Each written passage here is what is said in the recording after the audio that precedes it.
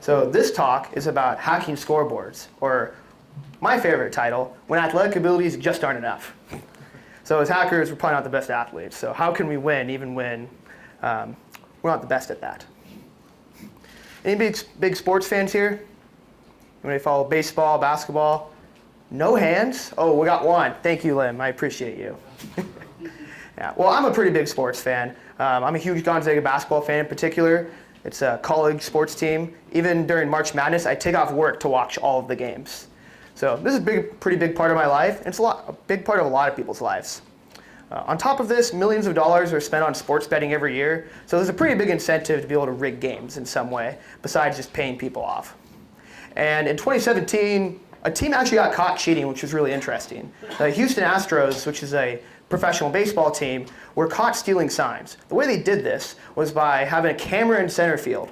And they were zoomed in on the catcher, relaying, doing his things to the pitcher, giving that to the dugout, and then somebody in the dugout was banging on a trash can to say what pitch was coming. Kind of ridiculous, but they ended up getting caught. So this made me wonder, what else could we have used in sports? Is there anything else we could hack? And the obvious answer came to me while I was at a high school basketball game. I looked at the scoreboard and said, oh my gosh, this is the greatest idea ever. See, this holds, for those who are unfamiliar, scoreboards hold game information. Not only do they hold game information, but they hold the source of truth for some items. Things like the shot clock, the clock, possession arrow, they're not kept track of by anything else. They're just kept track of on the scoreboard and by the person who is transmitting it. The referee doesn't have a clicker a lot of the time. So if you can control the scoreboard, you can control the game in a lot of ways. Before we talk about that though, who am I? My name is Maxwell Dulin. My hacker handle is Strikeout. I'm a security engineer at Secure Innovation. I'm the founder of a nonprofit called the Spokane Cyber Cup at my old university at Washington State. And I run a training on heap exploitation as well. Now when I saw this, I had virtually no experience in wireless security, so I had to go learn all this from scratch. This is where we begin, the practice stage. Before a game, you don't just show up, you gotta go work on your skills a little bit. So how do wireless signals even work?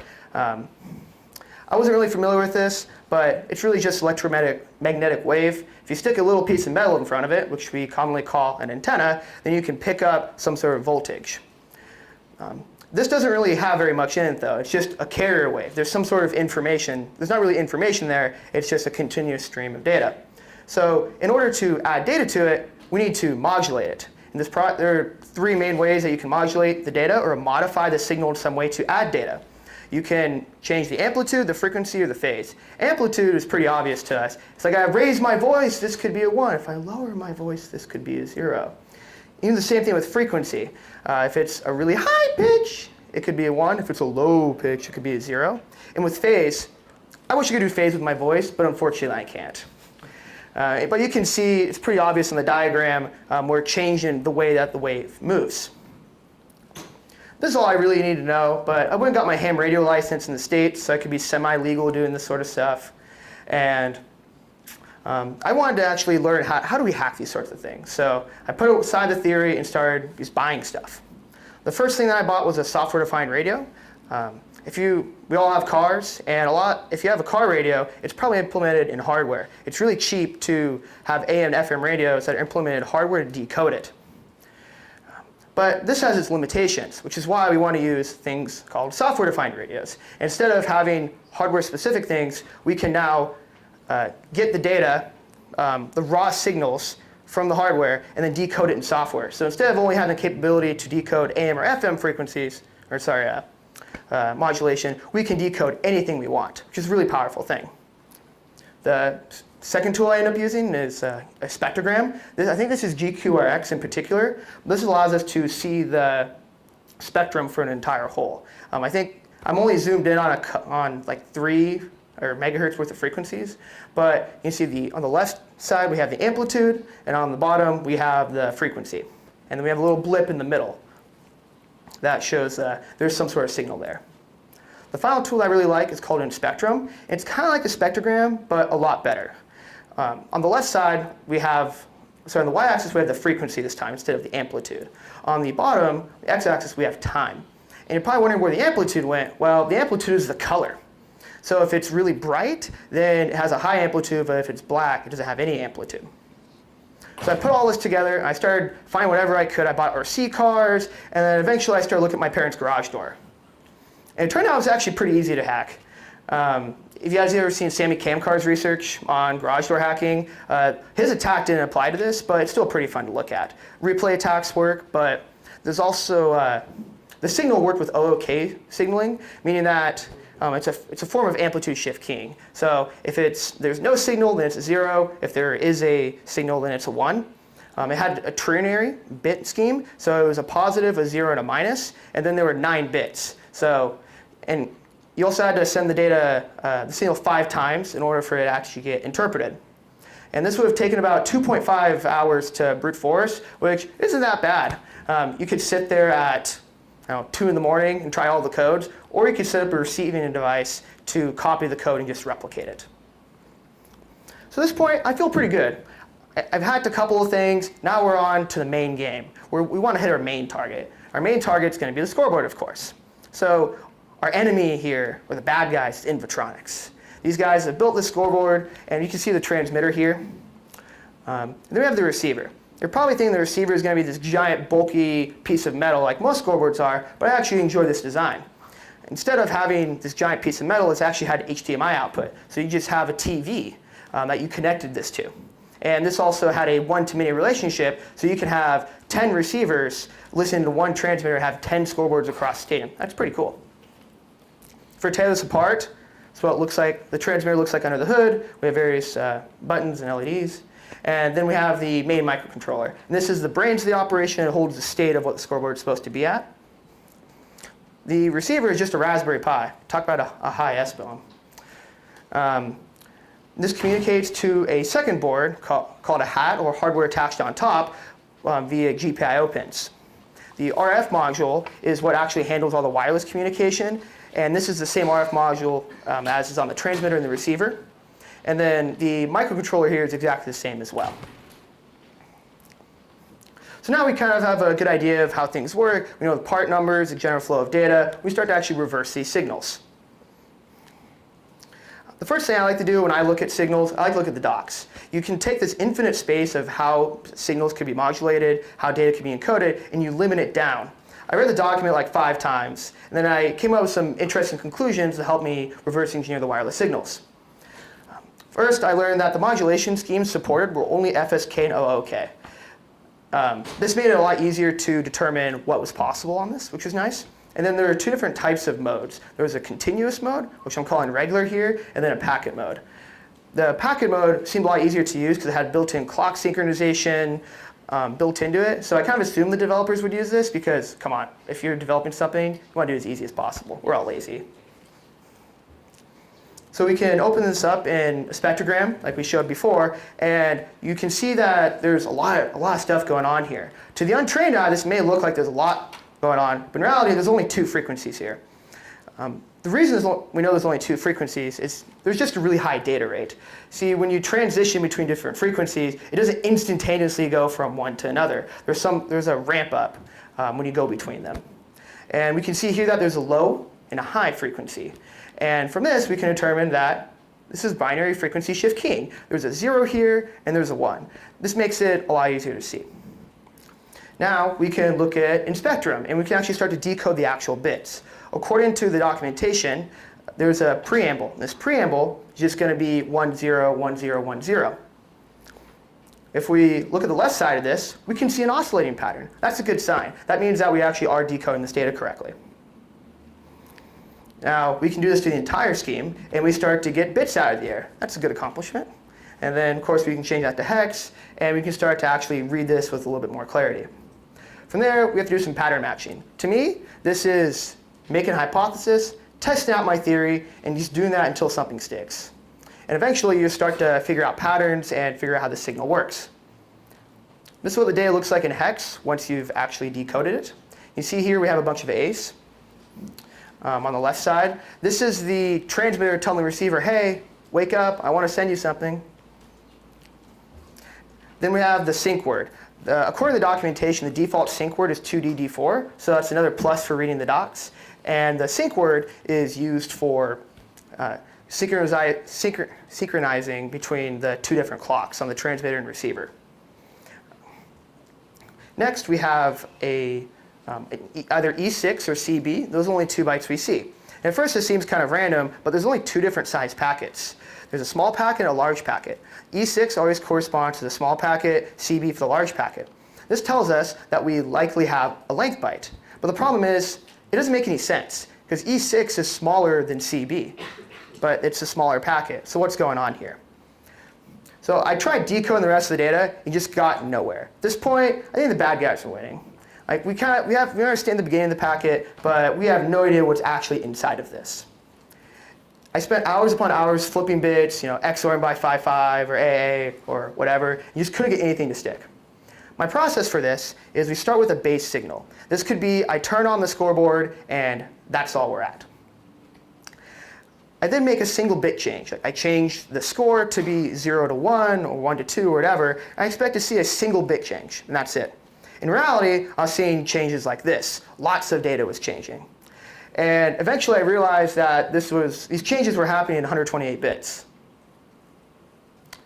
Oh yeah, I know what that is. This is good. This is ECB mode. For those who aren't familiar, ECB stands for Electronic Codebook, and it's a really bad block cipher mode because the same plaintext always gives the same ciphertext, and previous blocks don't affect blocks downstream. But that's when after having this good high of, I know what this is, you go, crap, this is using AES. This is bad. Why the hell is this scoreboard using AES? You've got to be kidding me. And I was pretty pissed at this point. My buddy Jesse, who helped me with this project, who couldn't be here, I threw him the scoreboard. I'm like, please just tell me this isn't encrypted, man. But we have a few small wins. Replay attacks work, which is kind of cool. This tool is called Universal Radio Hacker. And we can just copy the signal, or we can record the signal, and then we can send it off. It's kind of cool. And then we could perform block swapping attacks if you would like. This idea is that because ECB is such a bad block cipher mode, we can literally just swap the blocks. So if we have like the game score in one block and the clock in another, we can literally just swap them as much as we want until we get something that's favorable. Because we know the data on the scoreboard, we can kind of figure out what's in the block without really like fine-grained understanding what's in it. That's a big lead, guys. That's pretty rough. After the encryption, we saw the encryption, I was feeling pretty bad about this, but I have a pretty good background in IoT and hardware security, so I thought, hey, maybe I could find the key somehow.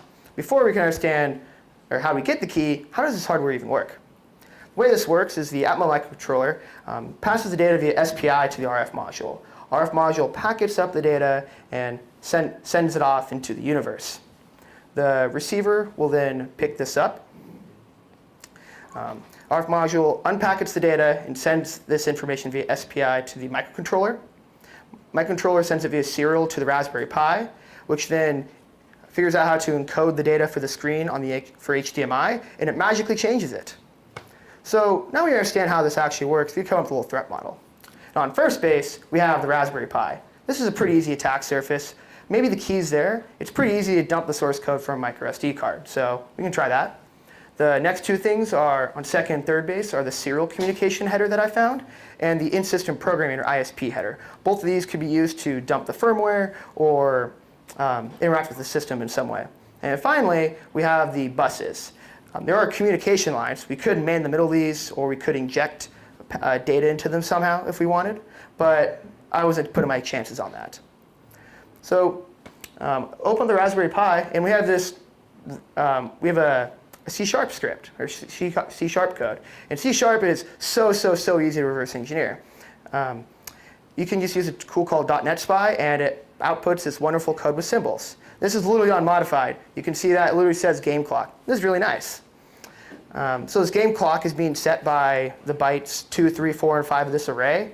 The array bytes come from the serial communication from the microcontroller. So using this, we can decode every byte that's in the packet. And we get something that looks like this, where we have the shot clock, game clock, home score, guest score, and all of that juicy stuff. You can also set the team names, but that's in the large packet. I didn't want to stuff that on here. But there's still no key, unfortunately. So we have to start looking for some other stuff.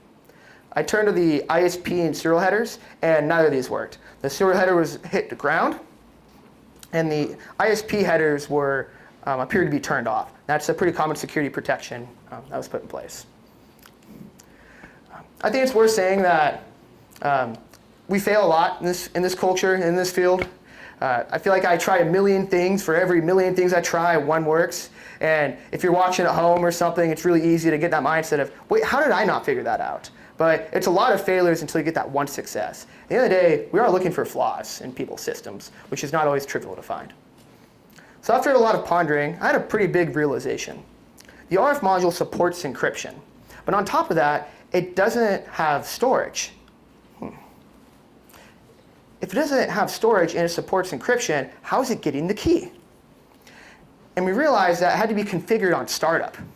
So if the processor has to send the data to the RF module, we could just steal the key in transit. We don't need access to the file system of the processor at all. In order to do this, we have to be able to speak this language, though. And the protocol that's being used here is called SPI, or the Serial Peripheral Interface. Anybody familiar with SPI? A few? Cool. I'll explain it anyway. So it's a one-to-many protocol where you have one controller to many peripherals. The chip select line is for determining which chip the controller wants to talk to. And then we have two unidirectional communication lines, the controller out peripheral in and the controller in peripheral out.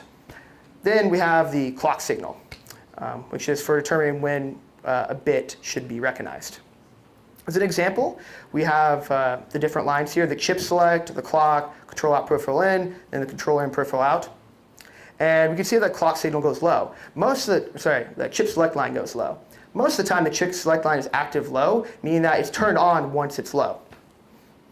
Then we have a clock signal goes up and down, up and down.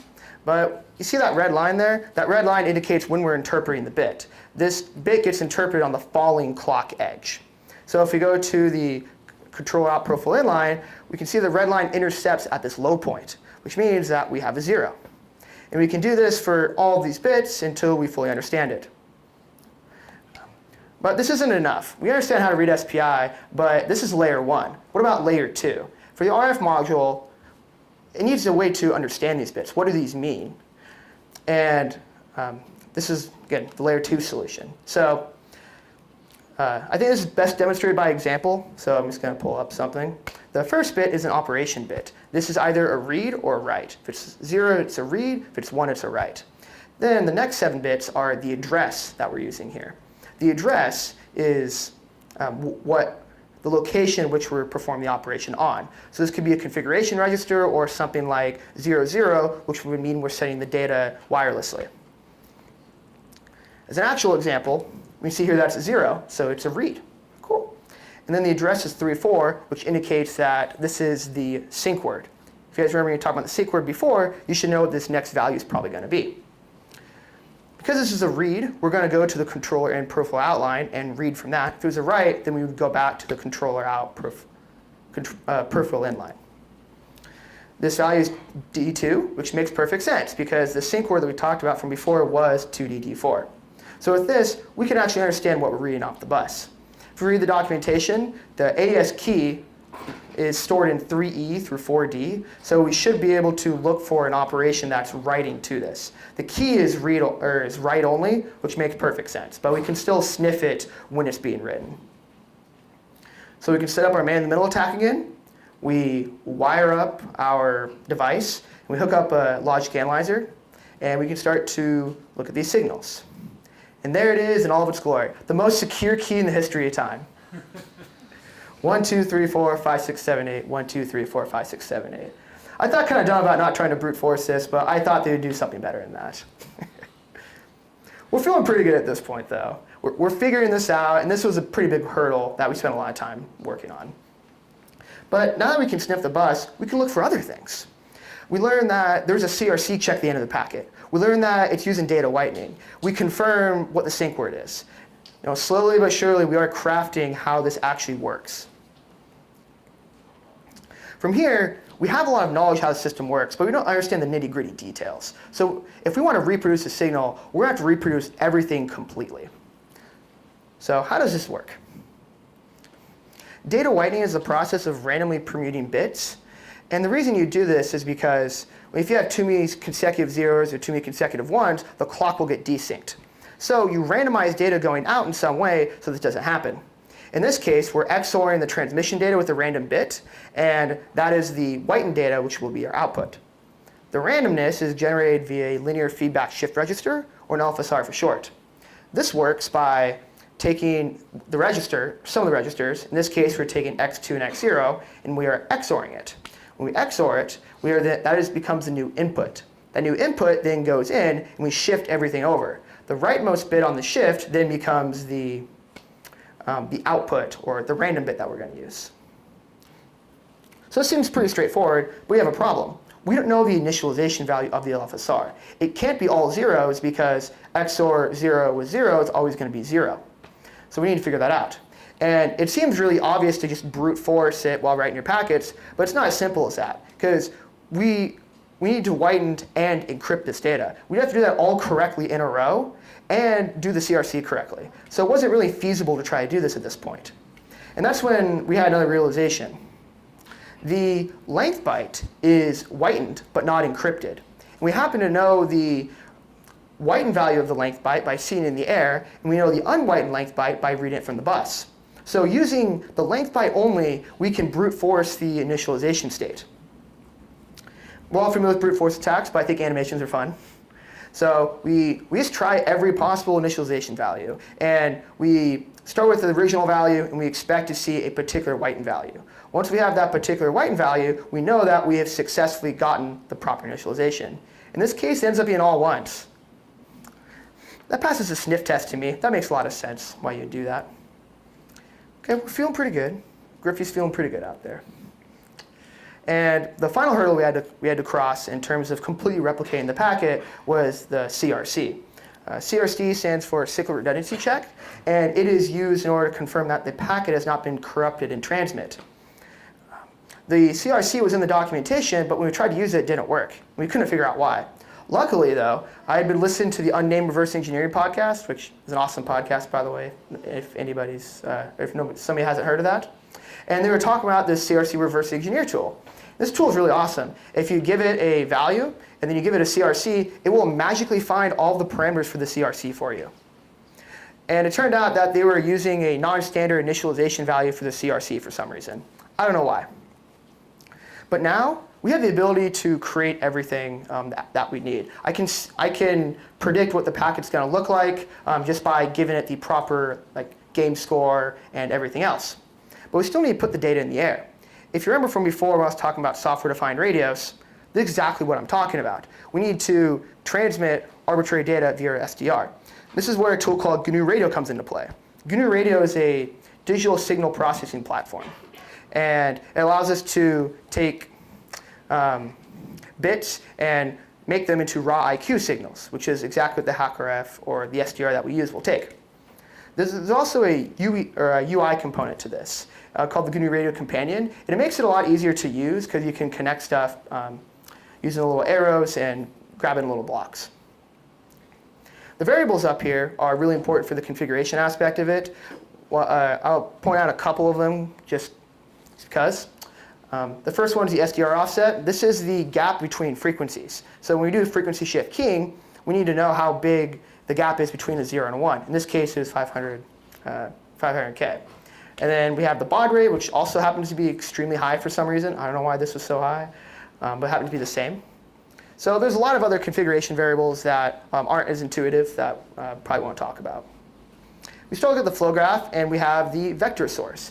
The vector source is the input for our flow graph. And the GNU Radio actually the companion compiles down to Python code. So we can actually just hook into it and modify this vector source whenever we need. The next important part of the flow graph is the VCO, or voltage-controlled oscillator. An oscillator is going to produce a signal at a set frequency, but we need to be able to go between frequencies, which is where the voltage-controlled aspect comes in. If you give it a low value, it'll produce a low frequency. If you get a high value, it'll produce a high frequency. And this is how we can replicate the frequency shift keying effect that we were talking about before. And finally, we have our sync, which is just our HackRF or SDR, and this is where the data is going to be outputted to. So we compile our flow graph, and we get some code that we can handle. I ended up running this in a different thread, and just modified the vector source whenever I was supposed to, or I wanted to change the data that was being sent. I don't know the proper way to actually do that, but this worked for me. And then we can build a little CLI controller, which is fun. So we can abstract this away. Instead of having to write the raw bytes, we can say change team name, change home score. That's pretty nice. And this is the first proof of concept that we had working, which is pretty fun. Thank you. Thank you. This seems all cool, but we're not done yet. We still have some more work to do. The problem is that the HackRF is extremely low power. So if you remember that flickering effect we saw earlier on the replay attack, it's because we're actually sending data between the gaps of updating. So we need to make something that's much, much better than this. So we have to create a better setup. The first thing we do is we create a Yagi antenna. Yagi antennas are directional. So you can point it, it will be much more powerful wherever you point it, which is really nice. We bought a power amplifier, which increased the power of this by about 3,500 times, which was really nice. And then there's also the HackRF software-defined radio there as well. But even with this, we're at about the same level of amplitude. This is a problem. We want the data to be updated. The way I expected the real control to update data was like this, just continuously sending it. In reality, it only sent updates periodically. These blocks actually aren't to scale, but it sent data in bits. What I was interested in, though, were these gaps. So like I talked about before with the replay attack and why it was flickering, this is exactly what was happening. We're hitting these gaps in the updating. And I was wondering if we could exploit this even further. And the first thing what I would try to think about was if we have the data that's being sent by the controller, how could we possibly update it there? And the thing is, we don't need to. This is what I call mutually shared destruction. We have the controller on the top, the attacker in the middle, and the received data on the bottom. And you'll notice that only the attacker's data is ever received by the receiver. This is because there's a CRC check. We're actually using the CRC check feature as a way to corrupt the data and not get it truly received. Using this, we can guarantee that the receiver will only get data the attacker has. In practice, this is either my stuff's getting there or you're going down with me. This is a little image or demo of how close you have to be now.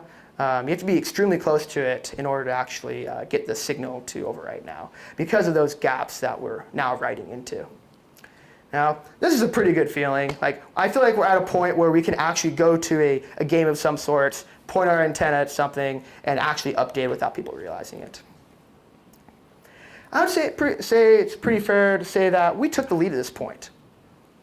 Or did we?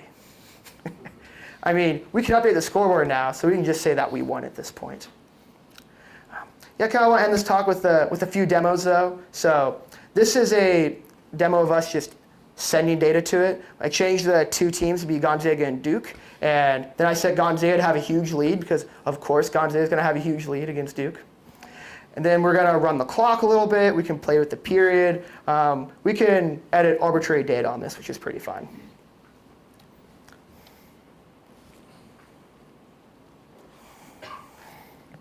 So you guys are probably all wondering, but Max, this is so obvious. Yeah, if you change the score of the game, somebody's going to notice. And I agree. Which is why there's some other subtler attacks that are really fun. It turns out that humans have a really bad perception of time. And we learned that with about 0.1 seconds of difference, you can't tell. So if 1 second is 0.9 seconds or 1.1 seconds, you're not going to notice. The image on the left is actually real time, and the clock in the middle is 0.9 seconds, so it's a little bit fast. You can see the desync between them adds up over a 10-second period. But once this rolls back around, it's really hard to tell that it's fast. It's very, very subtle on that. There are other types of subtle attacks you can run as well. Things like changing the possession error in a high school basketball game. No one would ever notice that, because that's not really kept track of on paper very well. And I'm sure things like badminton or any other sports you're going to play, there are also things that are specific to the game that you could use. The final subtle attack that we found was a horn denial of service. And I agree, most of the time denial of service attacks aren't subtle, but it's really common for sporting equipment to just fail during the middle of a game. Like you're running the scoreboard, all of a sudden the scoreboard turns off. Well, great. Our scoreboard sucks and it failed again. So we can actually abuse this. We learned that if you send a horn on and then a horn off packet consecutively, that it just crashes the scoreboard. This happens because there's a bash script that's running the audio for the horn on the Raspberry Pi. And if you do that over and over again, it eats up all of the CPU and just shuts itself off. Yeah, I thought that we actually found that by accident when we were trying the replay attacks and we turned on the horn. And it makes this awful sound. It's like, eep, eep, eep. It's pretty funny. Cool. So that's it for the attacks. But I had a few takeaways from this. Big thing for me was that I thought the teams were helpful. My buddy Jesse did almost all of the GNU Radio stuff. Sad he couldn't be here, but he did a really good job figuring that out because I couldn't have done that. My coworkers Izzy, Maxwell, Max Arnold did a really good job helping us solve some of the smaller problems that we dealt with. And then Derek Coswell actually is a maintainer from GNU Radio, and he actually helped us with some of the flow graph stuff too, which was really nice of him. The second point is that hacking is a multidisciplinary sport. A lot of people here may know that. Maybe not everyone at home knows that. If you're doing something for like SSD and you want to hack the router that is on one of their programs, well, you can't just find the vuln. You probably need to backdoor it. You need to get the firmware from it. And those are completely different skill sets. In this case, we had to do RF engineering, signals analysis, hardware hacking, a tiny bit of cryptography. So knowing lots of different stuff and having a high breadth of knowledge is really nice. In the future, I want to look at more scoreboards. Admittedly, we did buy kind of a cheaper scoreboard to start with this, but I've considered looking at Daktronics and some of the really popular scoreboard brands in the future. It's just they have a higher price tag, which is harder for me to get. There are other things like PitchCom and other sports-related devices that are interesting. Anybody heard of PitchCom? No? So after the whole Astros cheating scandal, some company built a product to relay pitches to the pitcher electronically. So the catcher has a little thing on their wrist, he touches buttons, and then it goes into the ear of the pitcher. If you could hack that, you could predict all of the pitches coming and no one would ever notice, and it would be great. And just the wireless realm in general has a lot of security flaws. If it has a custom protocol, it's probably going to have issues like we just talked about. So that's my talk.